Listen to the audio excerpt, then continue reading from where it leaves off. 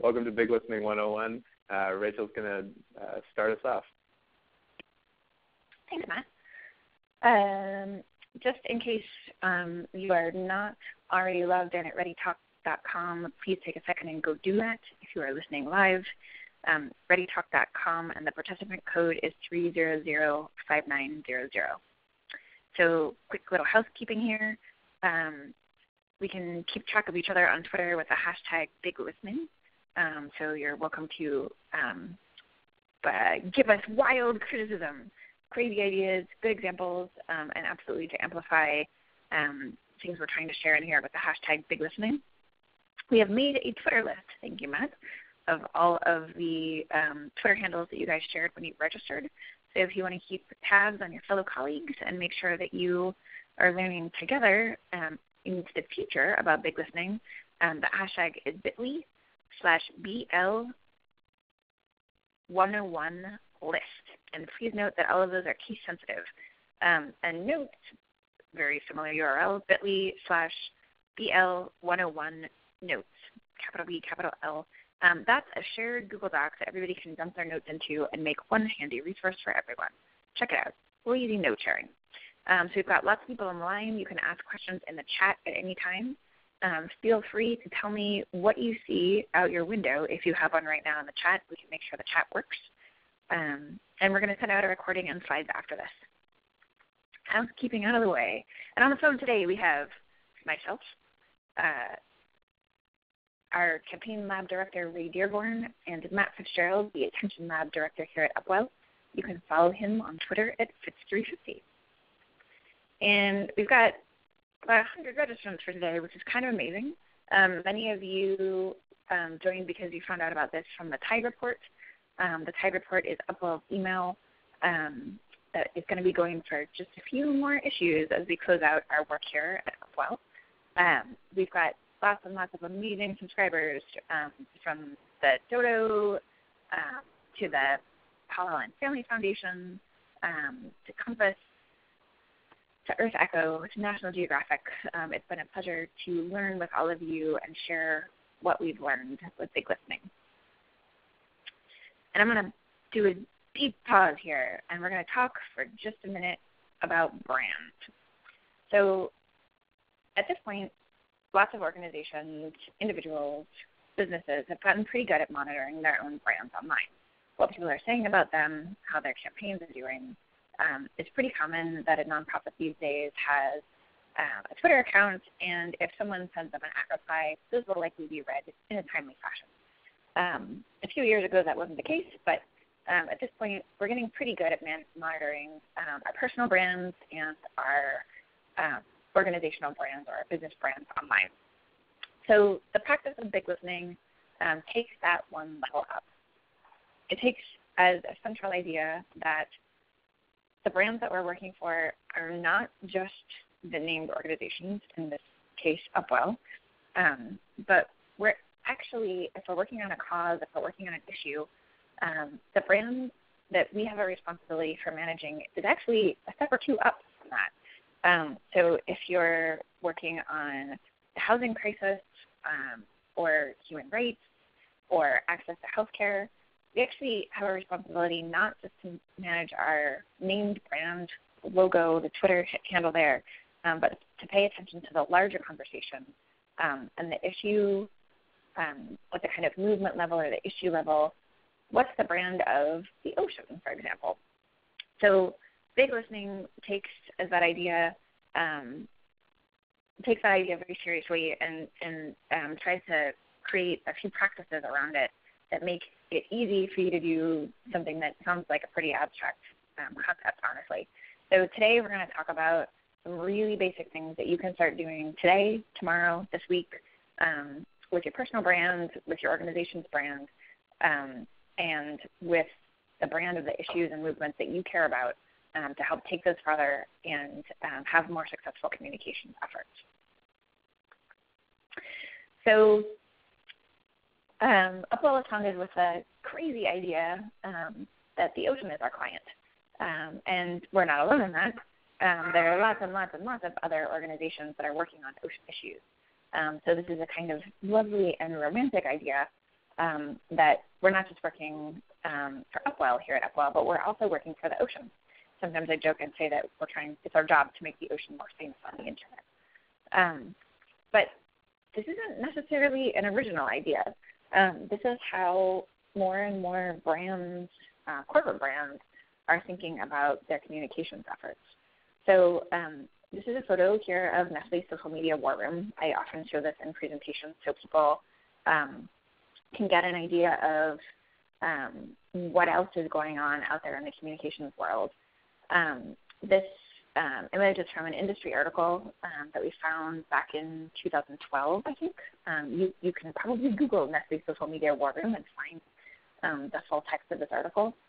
And in the article, amazingly, they mentioned that Nestle's corporate social media war room was set up in response to a Greenpeace campaign.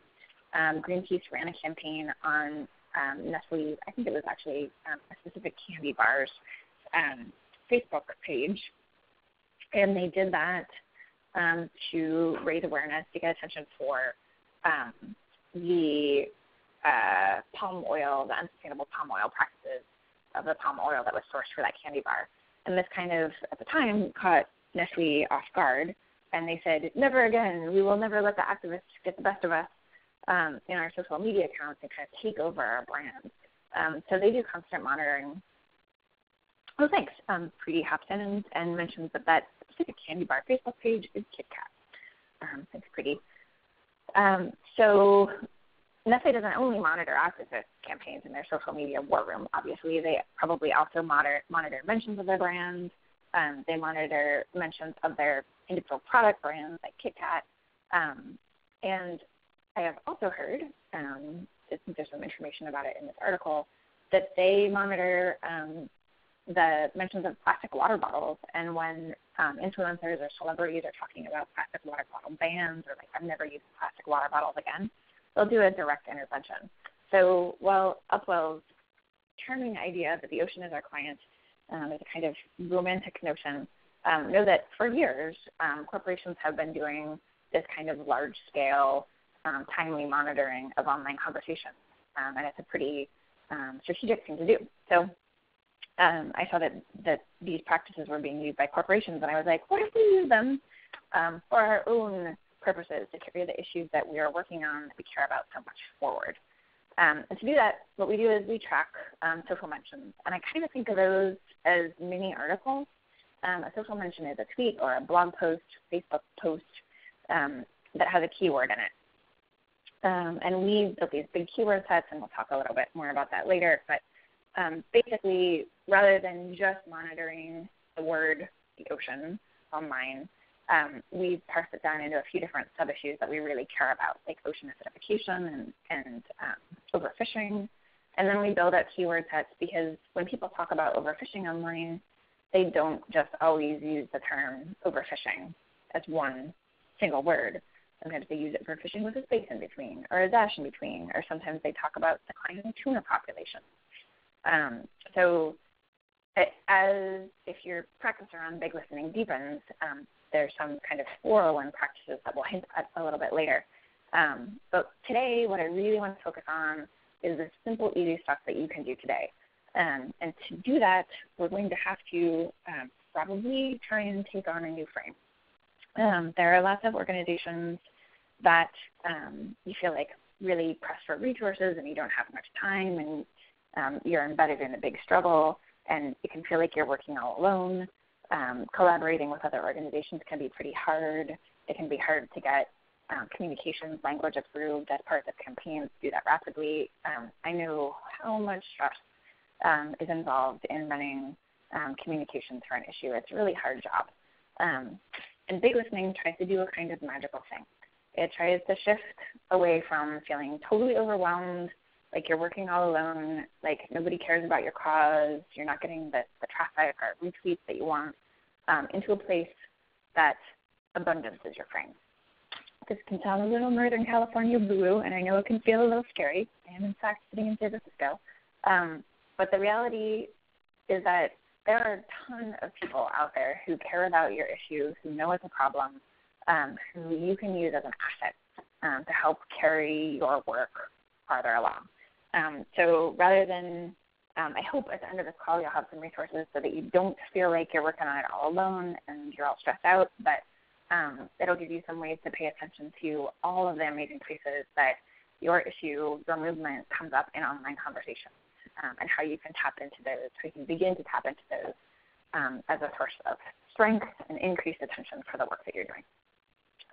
So that's my kind of high-level frame where I want to make sure that you understand that this practice, while you can totally use everything that we talk about today to pay good attention to your brand, it's kind of one level up from that. And it's giving you some tools to lift your head up and look at the large, abundant conversations that are already happening about the issues you care about online. And now I'll pass it back to Matt. Thanks, Rachel. So that's sort of the top level lens on big listening. I want to show you a picture of how big listening itself fits in with the overall Upwell campaign lifecycle. And this is partly about what we're going to be talking about and partly what we're not going to be talking about today. So where we're going to focus is really on these first two parts. We took this campaign lifecycle and developed it based on some of the ideas in the Lean Startup, this idea that you can sort of have a process of build, measure, learn, an experimentation process that you move through as quickly as possible to really get some validation by taking your assumptions and your ideas, turning them into a testable experiment, and putting them out into the world to see what actually gets traction when you get outside of the building. And we've written and spoken a lot about this overall process, and we'll send some resources for those of you who want to see more about the whole thing. But today we're really going to focus in on big listening and identifying opportunities. All right, so without further ado, we're going to get into Big Listening 101. And you're probably wondering, why do this? The first thing, sort of listening at the level of your issue or your cause or your movement, listening beyond your brand, the number one most important thing is that this is going to help you to meet your audiences where they are. You can identify sort of areas where maybe your internal language as someone who really knows the issue may be actually very different from what your audience online is using. This goes towards checking your assumptions. Within your team, you start to build shared experiences and a shared take on how you approach your work. And sometimes, to do the most effective work, we have to take a step back and say, like, is this really what's going on, or is this just the way that we think it's been going? What's actually happening right now? And this is one way of getting some unfiltered feedback on your ideas and on your core assumptions. As a campaigner or a communicator, it's really important oftentimes to identify targets and to identify influencers for bringing about change on your issue. You can also get some really good ideas by using big listening to identify opportunities and perhaps even content that's surfacing on the internet and is getting some traction, but it wasn't generated by you and your staff. And so you can put the internet to work for you in a very sort of co-working style. And fourth, big listening helps you to identify patterns of online engagement. And one of the ways that we see this play out is identifying moments, in a year where perhaps there's some additions that we could make to sort of an editorial calendar. Things like Shark Week. Well, it happens every summer, so you should be prepared for that. And big listening allows you to say just how big that moment is on the internet as opposed to other moments which may have felt really big to you and your team. But for the first time, we can really start to quantify these moments, and we can use that to inform our strategy and our tactics. But what are we talking about specifically when we say big listening, and how could you do it in a way that you could start today? There's really three core pieces, and Some of them can be done personally, and some of them require a team.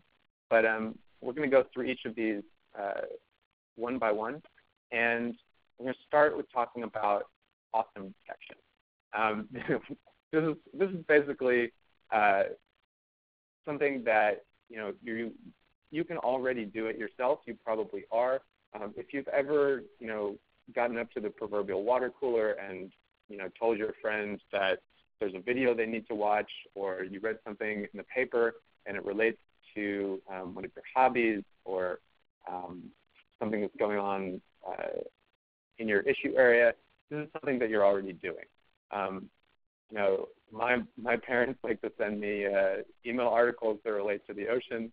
The good news for all of you is that when it comes to awesome detection, you already read the news, right? And you're already talking to people about the things that are important to you, whether they're personal or work-related. You're already doing awesome detection, and what we're going to talk about is ways that you can boost that using a little bit of technology, but a lot of sort of social technology, meaning ways that we work together in teams and in collaboration. So good news, you already read the paper, you check your inbox, you're on Twitter potentially. I think about half of you who signed up are on Twitter. This is the core thing, and you're already doing it. When we asked you to sign up and register for this, we put a question into the registration form about sort of what big mission or movement motivates your work. And I'm going to ask you to think of that as a bucket of interests and of important things. This is a walrus, very important thing to know about. And I put this slide in here because, number one, I love the walrus, as does the internet, but for two reasons. So one is that it often feels like we have to keep really strict lines between our personal passions and maybe our employer approved passions. I want to encourage you to think of the things that you care about as fuel for your mission. And we'll get into more what I mean by that a little bit later on. But essentially, the things that you care about, which you detailed when you signed up, and if you go to the collaborative notes, you can see what your fellow attendees put in. People on this call are passionate about environmental protection. They care about making life better for families in Texas. They care about global health and development, about marine protected areas and hope spots, about building the radical climate movement for systems change, about open and secure access to scientific information. All of the people who are on this call have an application for big listening.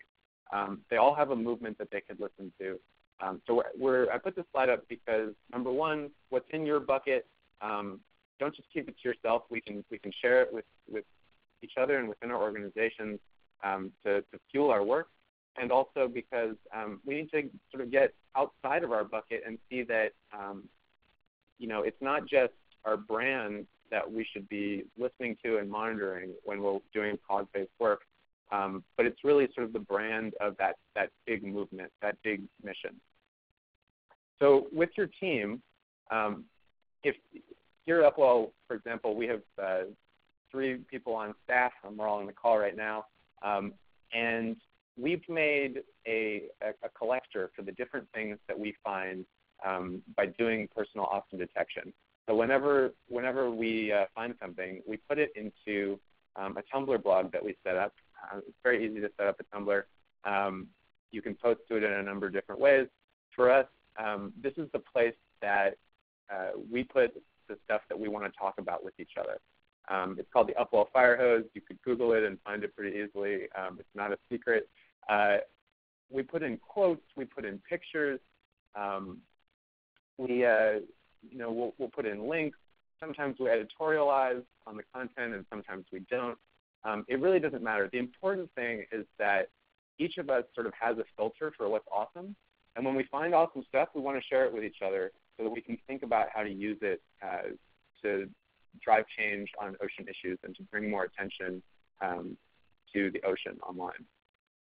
So I highly suggest that whether you use a Tumblr or another tool, maybe it's a listserv, right, that you find a way to harness the personal awesome detection that your team is already doing and aggregate it and use that to identify opportunities for your work.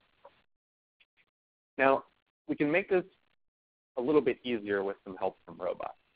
And we'll talk about sort of two scales of that. But the first is when you're doing your personal awesome detection, there's a number of different tools that have popped up to sort of take what's on the web and is aligned with your interests and make individual sort of online magazines or newspapers for you. The picture you're seeing is of I think it's of my ocean acidification Hootsuite column. Hootsuite filters Twitter into a number of different sort of news streams, if you will, and you can filter it in different ways to have things surface to the top. Tweeted Times is another one of those tools that makes you sort of a personal newspaper based on what people in your Twitter account are following. NewsWhip is something that's being used increasingly by a lot of newsrooms to find articles and content on their own sites, but also more broadly on the web, to find things that are being shared that are early on in stages of going viral. And now, like if you go to the Washington Post website, you can see sort of a little insert on the side of the page that shows sort of what's trending now. And NewsWhip is powering a lot of these types of services. But there's always more things, and I would encourage you to use your personal passions to try out some of these tools. Like, it doesn't even have to be work-related. You can do this about your favorite pop stars if you want. But using your personal passion will also give you the motivation to try these things out and then to bring those passions into your work for sort of aligned opportunities. I'm going to pause there for a moment. Ray, do you want to add anything? Or Rachel, is there anything from the chat that we should address before we move on?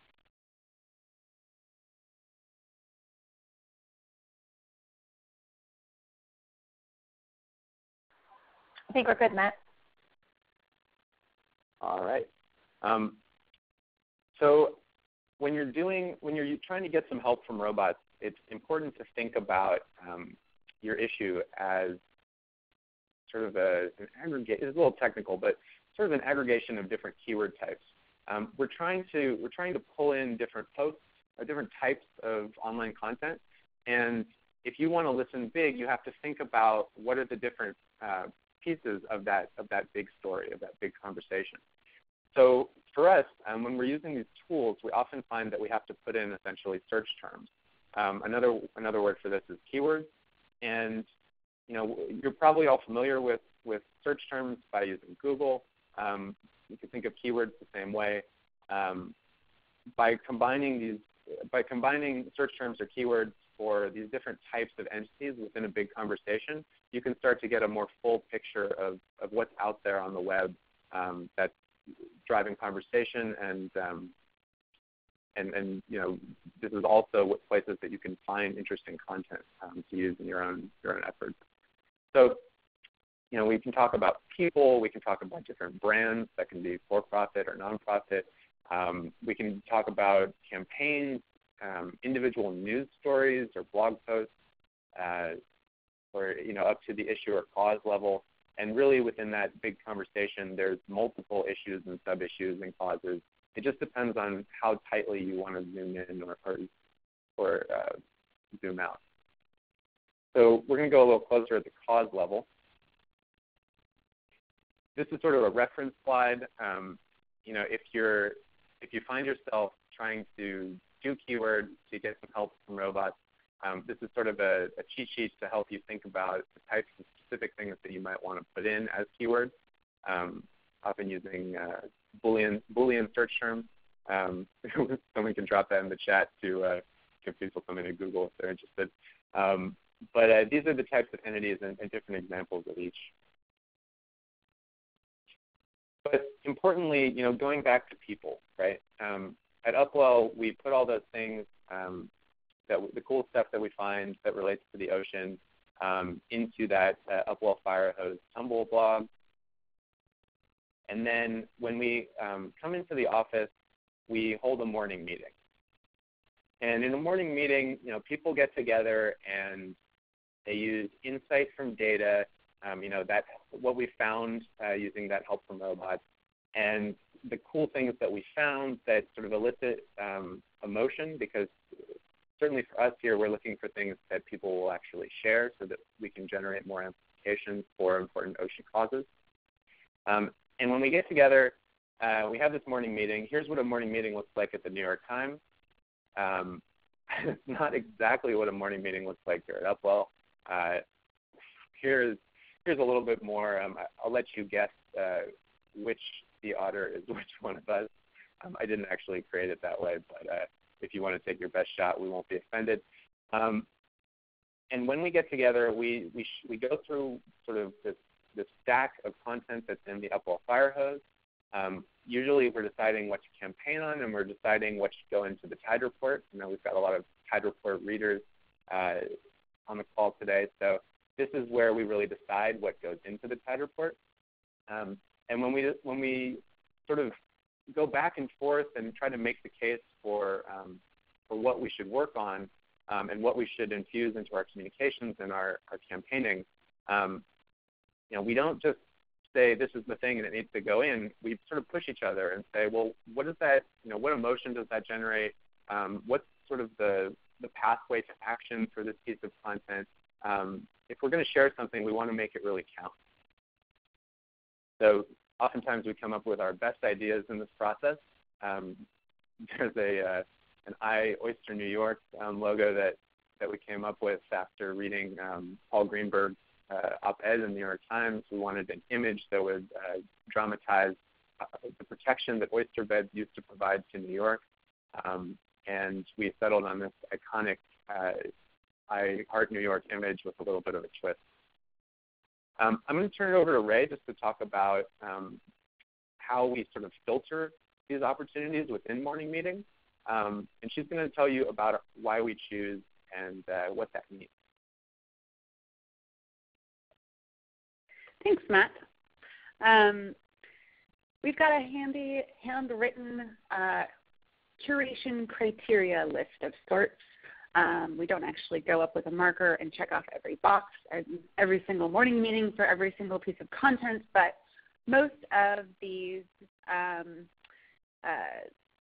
items on this list are pretty embedded in our team, and they come from basically a lot of these experiments that Matt has talked about. The first is that the content that we share must be backed by credible science. If it's a cute picture of a walrus with a bucket, maybe there isn't science behind that, but if we are talking about something that is scientifically related, we generally do as best as we can to vet that science. When we talk about liquid content, we are really talking about what will move through the internet the easiest. Another way we've talked about it is slippery content. All of these are very silly ways to talk about it, but what we're really looking for is what will get the most attention and what can be shared. Often that actually has to do with how it's packaged. So if a video is not actually on YouTube, it's on some sort of proprietary channel, it may not appear in a tweet or in a Facebook post and be automatically playable. That makes it a little less liquid. At Upwell, it's really important that we have a balance across our network because we've got lots of different people in Team Ocean that we help amplify. So big nonprofit organizations, we've got scientific institutions, we've got government, and we like to keep a good balance because we look at ourselves as the ocean's peer agency, not a specific organization. We look for opportunities to drive the biggest conservation impact. We like to include asks in anything that we find. We also increase our own social capital. We have a little bit of a selfish interest here. Awesome, funny, cute is just a reminder that there are certain emotions that get people to share. Saturation versus spike, that's a Rachelism, actually. It's a question of whether something has already reached a saturation point. Has it been talked about too much? Can we spike it again? And alongside that, if something is under-amplified, we want to give it the extra juice it needs. And often we'll come across pieces of content in our morning meeting, in our big listening work, that need some help to be able to hit all of these points. So sometimes we do some repackaging work. Sometimes we can share and promote things that are already hitting the mark. But often we think about, is something shareable? Is the science credible? And does it help achieve a conservation goal? And we generally try to hit all of these. Sometimes we don't hit all of them, but we don't like to spread bad science. That's pretty much the only thing that we will not back down on. So I'll turn it back to Matt. Thanks, Ray. And I would just say that this is Upwell's Why We Choose list. It's actually one that is back from 2012, and we've continued to update it over the life cycle of Upwell. But we've also taught this Why We Choose list making to a bunch of other organizations, and everyone has a slightly different Why We Choose list. Sometimes even teams within the same organization, their list will look really different. What's important is that it's not that every piece of content has to check every box. It's that you've had a conversation with your team about sort of the principles or values or elements of the things that you want to represent your organization and the way that you act within it and your issue more broadly. And you try to check as many of the boxes as possible, but ultimately the conversation allows you to get on the same page. So your Why We Choose list could look very different than ours, and we welcome that. The important thing, and actually when we teach this, we make people send us a picture of their Why We Choose list up on the wall, because we really feel that if it just lives, in a Google Doc or something, it's not actually resonating through the office or the workspace in the same way. We want people to see it. We want people to think about it. And sometimes that requires putting it on paper and slapping it on a door or a wall. And, if you have good handwriting, then it can even brighten the workspace. All right. So we've talked through awesome detection and personal awesome detectors. We've talked through how some help from robots and bringing it all together in a morning meeting with some curation principles. And that's sort of Big Listening 101. Again, we're trying to get where's your big conversation? Is it really at, just the level that you might think about it on a day-to-day, or can you zoom out and see that perhaps you're on a bigger team? There may be multiple issues or causes in your big conversation, and you can look for opportunities to bridge your issue to those other ones, especially if you work on something that doesn't get a lot of public attention. Finding the connections from your cause to larger ones with more attention is a great way to both bring new voices into that larger conversation, but also to sort of surf the waves of attention that go through that bigger issue. So I hope that we've sort of shown you that having a big bucket is pleasing not only to the walrus, but to your organization. Again, at Upwell, our big conversation is the ocean, and that means that when we started our pilot project, we were looking at like 8 different big conversations, from overfishing and sustainable seafood to ocean acidification, to the Gulf of Mexico, to sharks and cetaceans. We really went as big as we could because we were looking for opportunities to drive sort of big conversational impact and channel attention down to the folks who were working in our network to provide opportunities for people to take action in support of a healthy and abundant ocean. So we've talked about Big Listening 101. Now I'm going to go a little bit deeper into it. This is going to be a little bit more specialized and a little bit less applicable to maybe your day-to-day. but I think it's important to show you sort of what the next step looks like. And we called it Big Listening 401 because it's not like you start doing personal listening and then tomorrow you can be doing this. It takes a little bit more investment than that, but I want to show you sort of more of what we at Upwell have been up to, and give you just an overview of the elements involved. So first, if you're thinking about doing sort of Big Listening 401 for your issue, we highly recommend both internally within your organization, but also externally with subject matter experts, going out and trying to map the different dimensions of your issue. And this is a concept map for ocean acidification. There's a couple different big branches off of this mind map. Commerce and science and policy. This mind map is actually an artifact from an early stage of Upwell.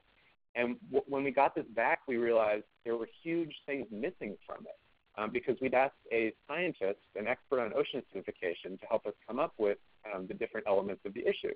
And what's not on there is all the cultural stuff. There's no pop culture. There's no campaigns. There's no movies.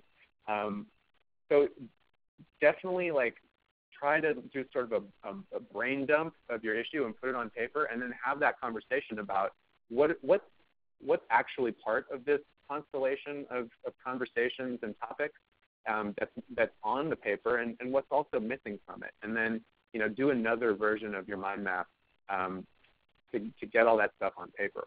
Once you've done that, it becomes a lot easier to decide sort of what you're going to listen to specifically, sort of what's in and what's out of your bucket, and you can then develop keywords that speak to particular pieces or particular concepts within your big frame. So for ocean acidification, here's some of our keywords. Sort of a lucky one is that ocean acidification itself is pretty commonly used. It's going to get you, 80% of the conversation about acidification. You see we've got a hashtag ocean acidification in there. The phrase 10 million scallops came from a story out of the Pacific Northwest where a scallop farm lost a bunch of 10 million scallop larvae to what they said was acidifying waters. Evil twin in Lubchenco. Some of you might remember this moment. The then head of NOAA, Jan Lubchenco, made a statement that ocean acidification was the equally evil twin of climate change. And so basically whenever you see a combination of evil twin and Lubchenco, as well as other combinations, it's about ocean acidification. Finally, in terms of this slide, The Economist had a cover story called Acid Test about ocean acidification and the challenges that it posed to global food security. They've also done acid test articles about Syria. So when we keyworded that cover story, we had to go back and update it by excluding the word Syria from results that matched the rest of these keywords. If you're curious about all of our, I think we've got hundreds of ocean acidification keywords, you can go to upwell.us/ocean acidification, and there you'll find our report on the state of the online conversation about ocean acidification, which is one output from our Big Listening 401 process. And in the methodology, you can find all of our acidification keywords. Before you can take those keywords and turn them into sort of 401 level outputs, we would be remiss if we did not tell you that it does take a bunch of money. The way that the companies that provide sort of big data analysis for these types of online conversations work is that they have to license the individual tweets and posts from all of the different platforms that they have access to, and then they sell you access through their service, or you can get it semi-directly through a company like Commit. But basically, if you're interested in doing 401 level big listening, don't underestimate the fact that you are buying enterprise-level software that's usually designed for corporations, and they often charge corporate-level pricing. But assuming that you've hurdled that pretty high bar, and you've done your keywording and you've done your mind mapping, and you've plopped down some resources, you can get to the big listening dashboard. And this is what one of them looks like for, I think, a period of Shark Week. This is from Radian 6, which is owned by Salesforce. You'll see that in the upper left quadrant, we've got a keyword group for Shark Week 2012. And so each day, there's a certain number of posts. Each moment that there's a reading, there's a dot. So each dot can sort of then, you can drill down and see what people are talking about. For example, in the lower left quadrant, you can see that the hashtag Megalodon is trending in that keyword group, as is Shark Week, the word shark, as well as many other things. And yes, if you have any young children on this webinar, please avert their eyes. I just noticed some indelicate language in that word cloud. But I also get sort of a list of posts, like this river of news or a news stream. So a group like the American Red Cross has used Radian 6 to, during disasters, to find people who say that they're in need of help, and then they can assign individual tweets to essentially a volunteer, a trained volunteer, or staff person who can direct that person to assistance. So this type of thing is used by your cable company when you complain about them online. It's also used by organizations like the Red Cross and the UN. And after you've gotten your dashboard together, you can export the data and you can start to do things like this. This is an example from our recently released Overfishing and Fisheries State of the Conversation report. This is a bunch of data, 3 years of data about overfishing and fisheries. We went in and we identified what was happening at each one of the sort of biggest spikes. This is actually zoomed out. We have even more data that's contained in the report. But we try to look at these moments and say, what are the dynamics that was happening that led to this particular story breaking through? What types of patterns are we seeing? Who's participating in these conversations? What language are they using? This really takes a lot of research, but if you're committed to doing it, you can get really powerful insights at the scale of your cause. If you want to see more about this particular research, you can go deep at our upwell.us/overfishing page, which has links to the report as well as the overfishinar that we did about the findings and the implications for communicators. I'm going to pause there. Rachel, do you have anything you'd like to add, or is there anything, Ray, that we should make sure we address before we move forward? I can respond to one of the questions in the chat. Vijay says that she's really interested in hearing the poor nonprofit versions of some of these enterprise tools, what folks are using for free or for cheap. And I just want to emphasize that you mentioned, Matt, that this is the big advanced big listening, like 401 kind of stuff with big keyword sets and years of data. That is not available for free, and it's largely not available for cheap either. We were using Copy Pro that was about $300 a month, but that is no longer on the market, no longer an option. So the sad thing about the advanced levels of big listening is that they do not get free or cheap because it's part of Twitter's, Facebook's revenue model to sell this data and sell access to it. So the tool that we mentioned earlier, the free and cheap tools that you can use to just start listening to your topic at a small scale on a daily basis, there's lots of options there, and that's pretty easy.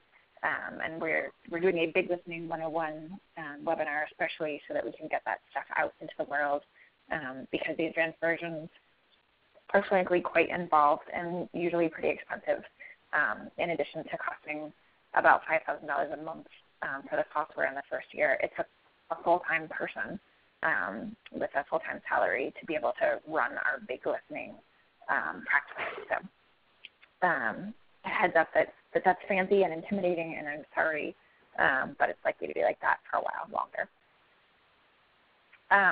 And Nicole shared that Crimson Hexagon has a social impact program that's about $10,000 a year for a decent number of monitors. And Meltwater and Cision, so they're in Paxton, are about $15,000 a year for monitoring service, and you can choose the keyword. So all of Crimson Hexagon, Meltwater, Cision are all out there, but are $10,000 or $15,000 a year, and frankly, that's for volumes that were less than what Upwell, monthly mention volumes that are less than what Upwell that was. So it's probably still pretty expensive. So sorry, and I'll stop talking about the sad stuff, and we can get back to practical everyday things that you can totally do this week without any money. Go ahead, Matt. Thanks, Rachel. So in addition to the previous 4 reasons for doing big listening, the ones that don't cost a lot of money, if you're looking to do 401 level stuff, you can also start to understand the scale of conversations and compare the scale of issues, and you can really set campaign goals that are informed by data, because we, for example, here at Upwell have done some research on California's marine protected areas, and that is not a very large conversation. So if you were trying to get people to talk about California's marine protected areas, you have to have a really different communication strategy than if you're trying to get them to talk about sharks. So sharks might have like 50,000 posts a day, whereas marine protected areas total, not just in California, but total is maybe like 50 to 100 a day. So, if you're trying to be realistic but still ambitious about your campaigns and your communications goals, this type of work at the 401 level work can help you do that. So a reminder again is that we've talked about big listening and identifying opportunities through the morning meeting and the why we choose list. We're happy to answer questions about these other parts of it, and you can also find a lot of information about that in our pilot report, as well as in a couple of blog posts that we've put up in various places, and we can certainly include links to those in follow-up. But to go back and give you sort of one catch-all case for big listening, here are all 6 reasons together, and that is Big Listening 101. So we're going to open it up for questions and comments, reflections.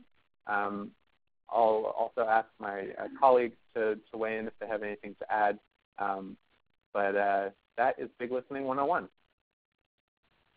Thanks, Matt. We have this amazing talk coming from Christine, who has a totally sweet homebrewed system.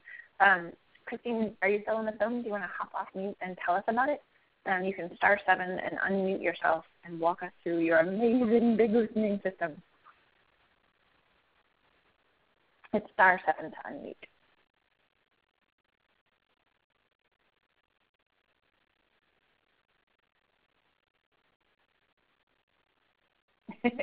She's working on it in the chat. In the meantime, anybody have any questions that they want to share about what we talked about today? Anybody who's using some kind of big listening practice that they'd like to share out? Because this is definitely not the only way to do it. It's just how to get started. You can ask a question in the chat or *7 to unmute yourself.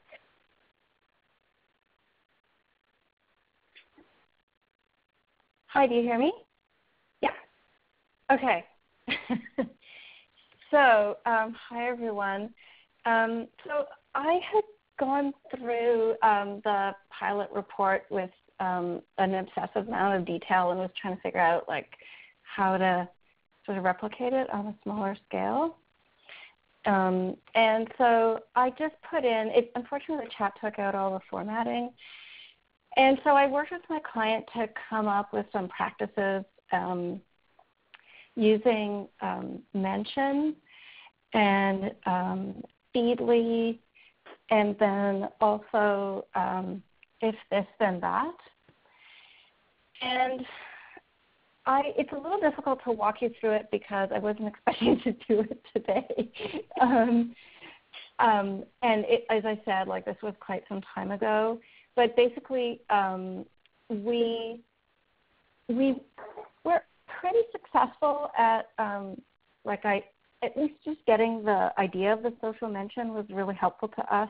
And then we used this tool called Mention to come up with keyword lists. Unfortunately, it doesn't have, so you get a lot of noise in there.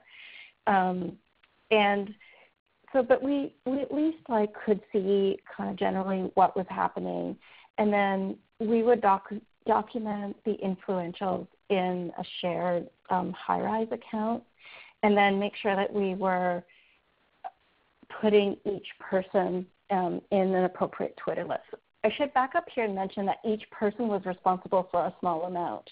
So if you were tracking libraries and social engagement, you have that domain in your keywords, and you are always kind of working to refine them and then sort of identify who's creating good content.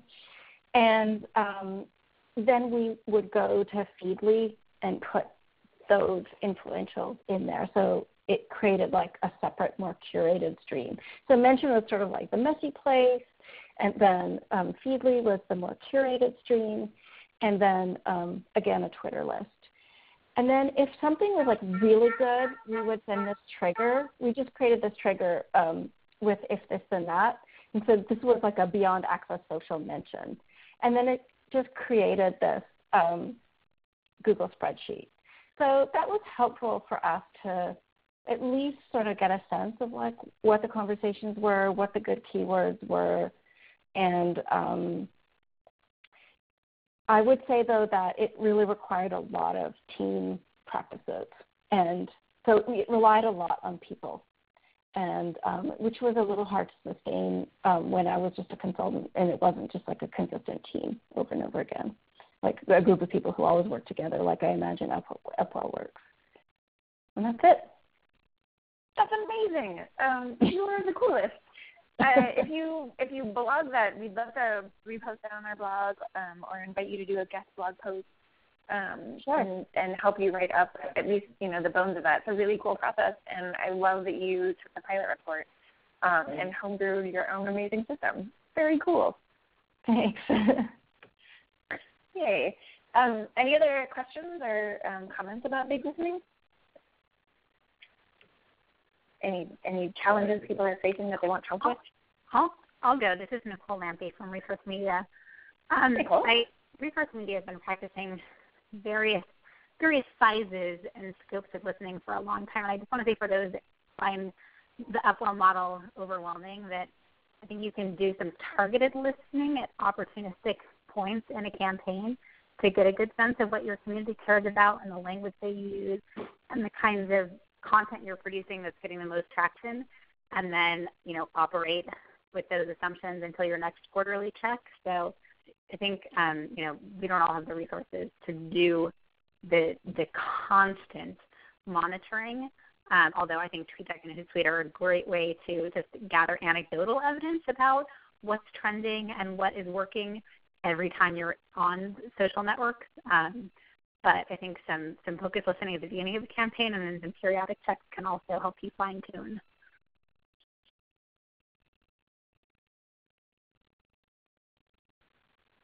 That's a really cool perspective, Nicole. Your voice seemed to drop out there at the end. Hopefully you're still on the call. Yes, a great point that Upwell will admit that we are addicted to big listening. We're pretty hardcore about it. And it can still be very attractive to hop into the conversation at certain points through the beginning of a planning process, for example, when you're trying to build a campaign strategy or a brand strategy. And then rather than doing this every day or several times a week to hop in when you have the resources to do it. I think it's best in terms of keeping your kind of communicator gut adjusted to do it pretty regularly, but sometimes it's definitely better than never. And Nicole, if you're still on and I cut you off, feel free to hop back on. Nope, I'm good. Perfect.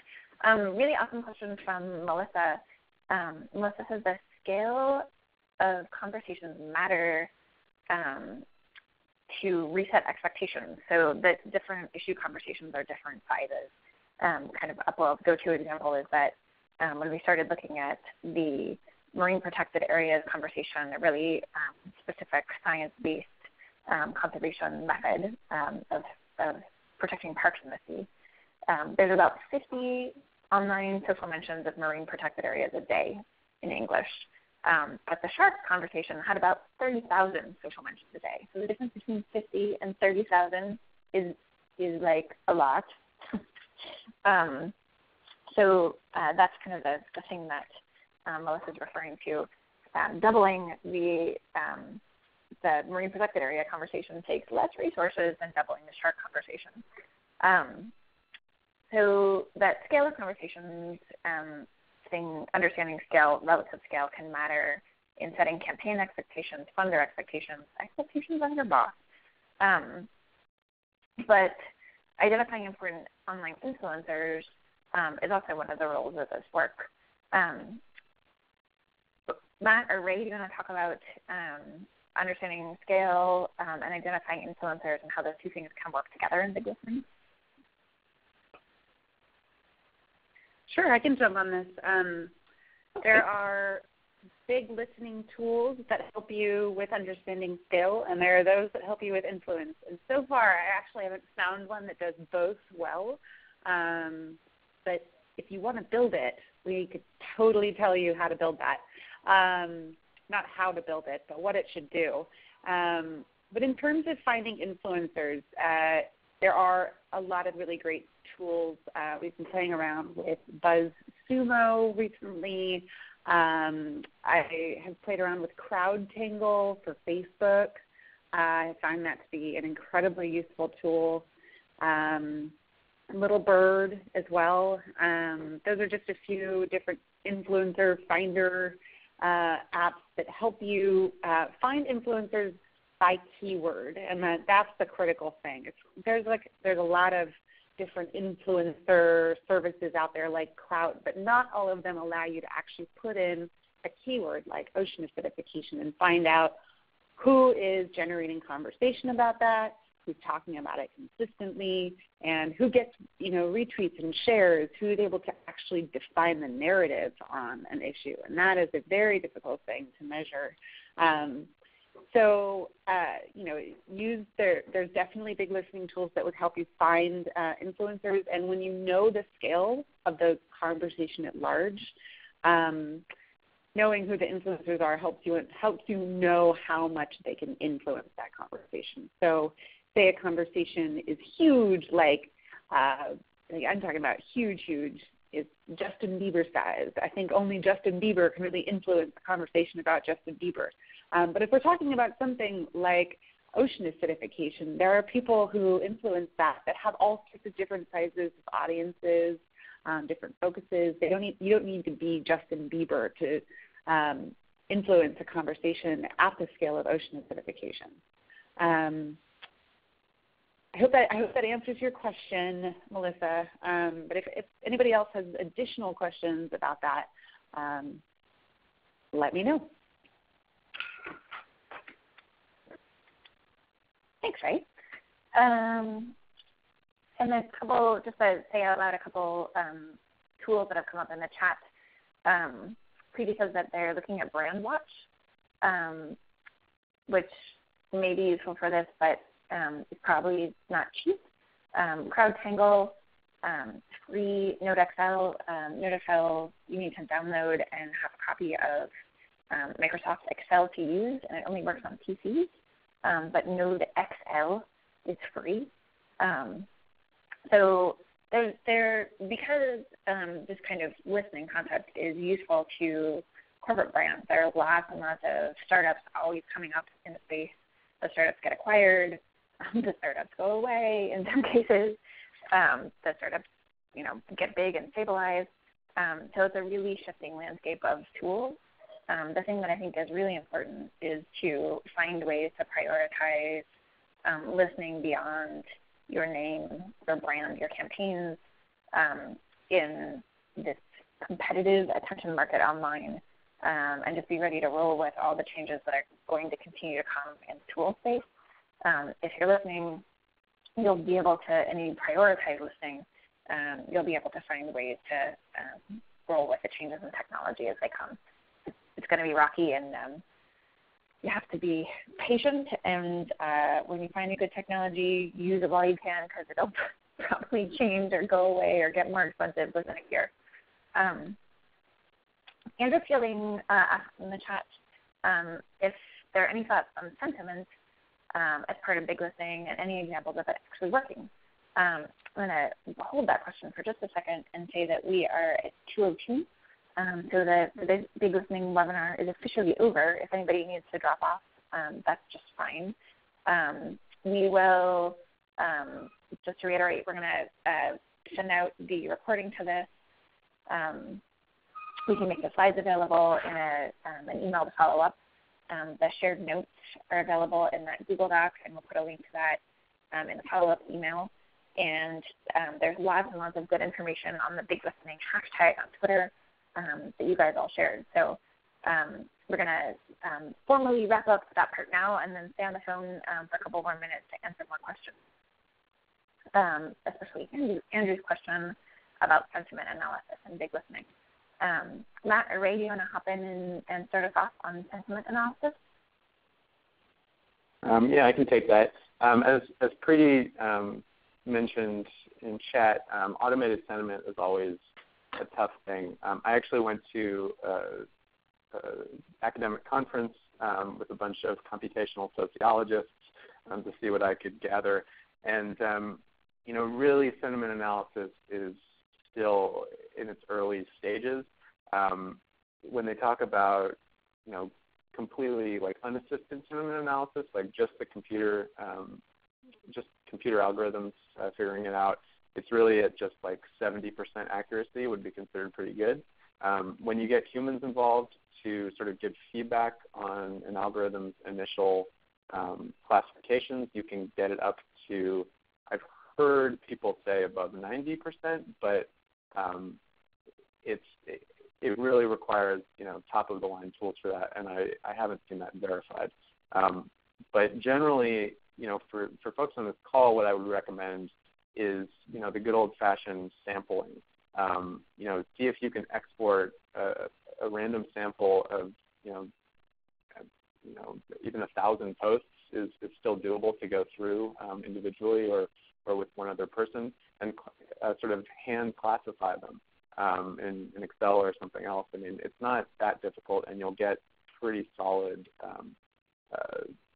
stats that you can extrapolate back from. I think that if you see something where it's just like completely automated, you should probably just disregard it. It's almost always junk data, and even while Radian 6 has particular sentiment analysis plugins that you can buy access to, its native one is not very good. I mean, almost everything is just classified as neutral, and it doesn't deal well with sarcasm. So, it's still there's new developments every day. So I wouldn't say that you should just completely disregard it, but I would say that across the board, the sentiment analysis capabilities are routinely overstated. And just to add another point to that, we did some research that we released last fall about the California Marine Protected Areas, online conversation about California's marine protected areas. And we had some sentiment analysis in our report. And I want you all to know that I did that by hand because it is a very small conversation. I actually read every single tweet for an entire year. And I will tell you, it looked very different than what the machine had told me about the same exact data. So, yes, I'm just agreeing that humans are better than robots in this case.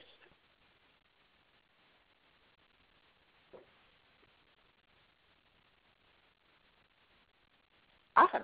Sorry, a minute to get off mute there. Do we have any more questions or comments people want to share, or brilliant homebrewed systems for doing big listening?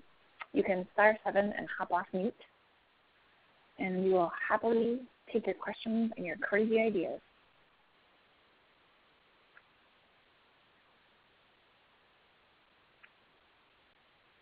I've got a quick question. Sure. I don't think, at least from my organization, that this sort of pay-to-play massive data crunching stuff would be entirely available or maybe appropriate. But in trying to just, from a content perspective, just sort of bridge issues, like from, say, an issue, you mentioned California MPAs that, there's a very small conversation, and then something like sharks where there's sort of this ongoing conversation. Is there any way to make people sort of jump ship from one to the other, or is that kind of the wrong way to look at it? Like, people care about sharks and people care about California MPAs, and you got to start with the California MPA crowd and grow that. Cool question. Ray, do you want to start with that? I can start too if you want to break. It's almost too difficult. Why don't you take a first stab at that? Sure. So kind of the way that I think about bigger and smaller conversations is that the tiny conversations are usually, this is not perfectly true, but it's especially true with environmental conversations. The tiny conversations are usually a bunch of specialized, highly specialized people. They're often paid full-time professionals in the field, and they use pretty specialized language. And they're often experts, which is awesome. I'm really excited when experts are having public conversations. Even if they're not so widely accessible, I think that's still a really powerful thing. And if it has to do with regulation or enforcement, I get all excited about government transparency things, and that's really cool in the case of FDAs. But when it really depends on your audience for your communications effort. When we were working on the marine protected areas conversation, part of what we were trying to do is understand the current state of the conversation so that we could think about a bunch of regulations were passed in California, and there are a bunch more protected areas, which is really cool.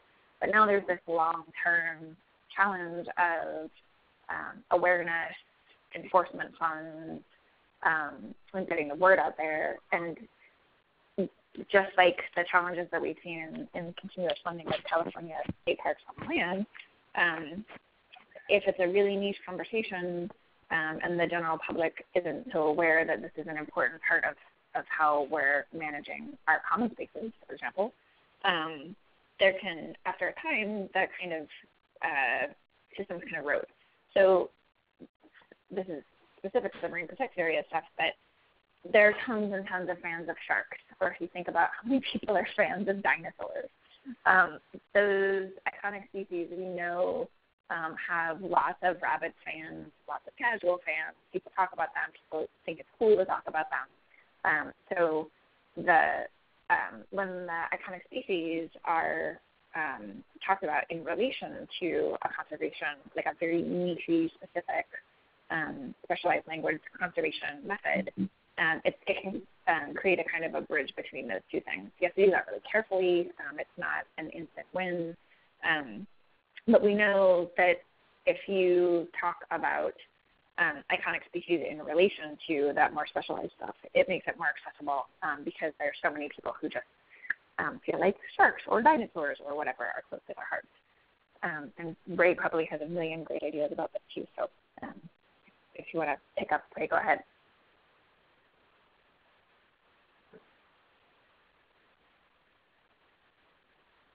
That was a totally awesome explanation of that research, and I was just trying to dig up the link so I could put it into the chat if somebody else wants to take that over, that little project.